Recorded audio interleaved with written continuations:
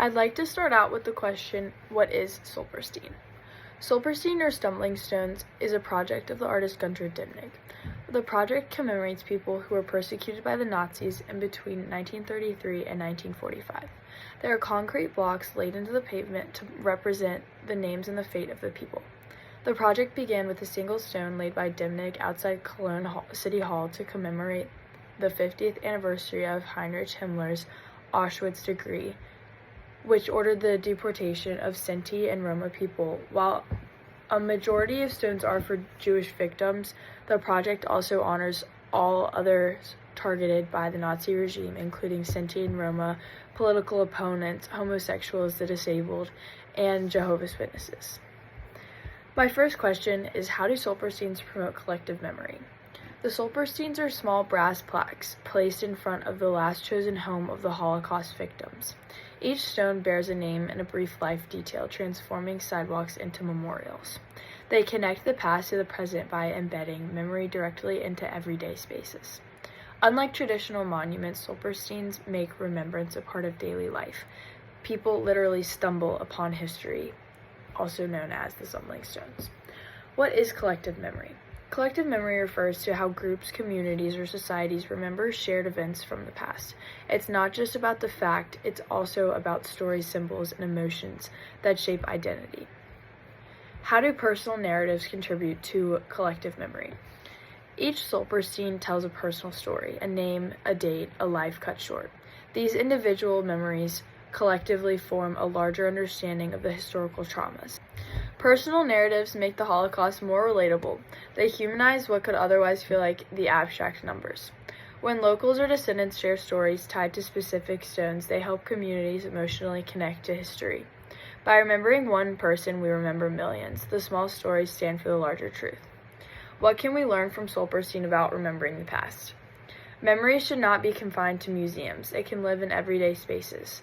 Public, interactive remembrance helps prevent history from fading into the background. Collective memory is strongest when people can access, engage, and feel it personally. Stolpersteines remind us that remembering the past is a shared responsibility, one that keeps humanity connected through empathy and awareness. Collective memory is how a society remembers and honors its past together. Sarajevo Roses contribute to this by turning sites of violence into silent, everyday memorials that remind the community of both its suffering and its strength, ensuring that the memory of the war lives on in the city's very streets. The Sarajevo Roses are actually the scars left by mortar shells that exploded during the siege of the Sarajevo in the 1960s. After the war, citizens filled these craters with red resin, creating permanent marks in the city streets and sidewalks. Each rose marks a site where people were killed, so they function as small, decentralized memorials spread throughout the city. What's powerful is that, as a leader and Kapler described, these spaces are not meaningless voids. They are active parts of the city's memoryscape. People encounter them in their everyday movements, walking to work, crossing bridges, or going shopping, and this movement becomes part of how they engage with this memory. So the past is literally woven into the present landscape. These memorials contribute to collective memory by transforming ordinary public space into a space of shared remembrance.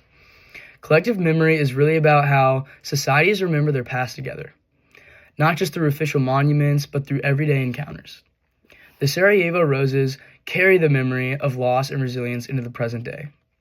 They don't demand attention like a large monument might, but they are accessible to everyone, meaning that everyone can notice them or walk over them, consciously or unconsciously. This accessibility helps memory remain alive in daily life. As the online PDF explains, the roses heal the torn fabric of the city by repairing the pavement, but at the same time, the red color keeps the wound open, reminding people of the blood that was shed in their very city. So they both heal and remember.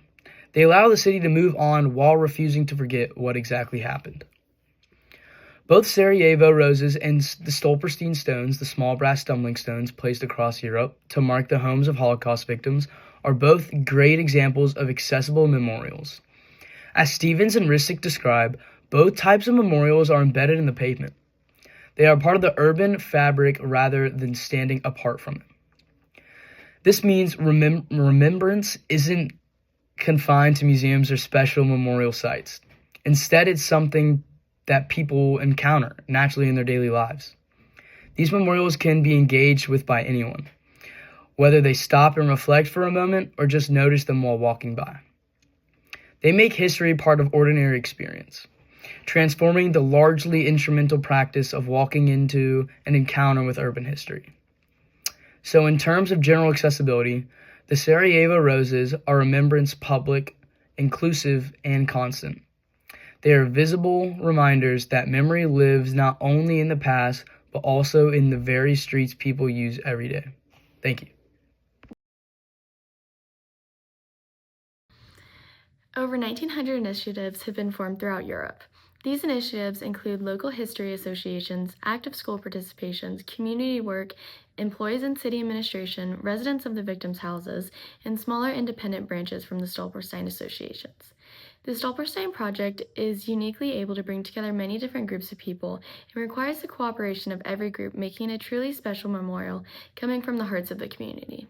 The Stolpersteine Project is the world's most known and widespread decentralized memorial, and active community engagement plays a major role in its success. Participation goes throughout all ages and aspects of life. In schools, research projects are carried out to learn more about the victims' lives, further educating communities on their history locally with the Holocaust. This project is not only important for educating younger generations, but also for respecting and remembering the past generations, as many families join together to carry on their story. The stones also require occasional upkeep, which is typically done by the families whose property the stones lie on, or by the initiators of the individual project. On the Stolperstein website, there's a page where you can personally submit a request for a Stolperstein to be installed by Gunter Demning and his wife. There's also an option where you can apply to have the Stolperstein installed as a community installation with the help of Stolperstein initiators. There are also community ceremonies for when Stolpersteins are installed. In 2017, I traveled to Berlin with my mother to see the last Stolperstein for my family be installed. There was a community ceremony held during and after the installation process. High schoolers from the local high school joined to sing, local community members from the small countryside town joined, the residents of Katharinenhof, and family members from multiple different countries. I was able to meet family from the Netherlands, Sweden, Germany, and England. We were able to exchange stories and our knowledge of our past family members, creating a collective memory and bringing together families that became widespread due to the war. From this experience, I learned a lot, not only about my family, but also the Holocaust and how even the victims' family members have different stories and perspectives on the Holocaust. The active community engagement that took place at the ceremony was undeniable and moving. By continually fostering active community engagement, the Stolperstein Project is promoting collective memory throughout generations and cultures. Here in America, communities are coming together to reconcile the past through collective memorial projects. The Legacy Museum, located in Montgomery, Alabama, is an organization that promotes bringing communities together for this very purpose. In the museum, there is a section dedicated to the victims of lynching, where through the Community Soil Remembrance Project, over 800 jars of soil have been collected from different sites where these tragedies took place. This project allows for community members to reconcile with the lynchings that took place in their own communities by allowing the members themselves to collect soil from these sites, allowing them to physically reckon with the past. These jars are labeled with the victim's name as well as the place and date that the lynchings took place. These jars are then taken to the memorial and displayed along with other jars from all around America where other communities have also participated. By doing this, the community members can create a personal and tangible connection to the tragedies that took place there and physically remember the past, as well as work to create a better future away from the injustices that had happened in their very own communities.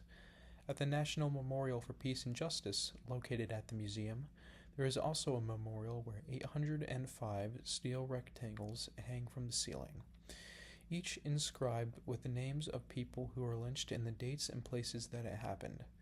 This memorial allows for a physical representation of the tragedies and the lives that were lost, along with the jars, creating a greater sense of reconciliation and coming to terms with what had happened in the past. In Nazi Germany, a common phrase used when tripping was, "A Jew must be buried here." This negative connotation between bad luck and Jewish people inspired the Stolperstein artist Gunther Demning to create stumbling stones. He took the phrase, "A Jew must be buried here," and reshaped it to become the goal of a Stolperstein. Instead of memorializing where people were buried, he decided to focus on where Jewish victims lived before the Holocaust. By doing this, Demning achieves multiple things. He brings to light the individuality of victims. When they were taken from their homes and assigned numbers to replace their names, the Nazi attempt was to strip them of everything that made them human. The most human thing that anyone can do is to live, so the stumbling stones seek to call attention to this. Gunther Demning makes it clear that his project should focus on victims, so much so that there's limited information about his health on the website. His name and a list of accomplishments are the only things listed, with the Stolperstein being his main accomplishment. His goal is to take all attention and focus it on memorializing the lives of victims. Another way that attention is brought to these victims is through the ceremony of laying a Stolperstein. When these stumbling stones are placed, it's done by hand as a form of humanity and respect. While one person is placing the stone, the other reads aloud the story and legacy of the victim. This way, people viewing the stone placement can know the story of it, and in turn spread this story around their community. Respect is the main goal of a Stolperstein installment, highlighting someone's story while creating a permanent reminder of their humanity.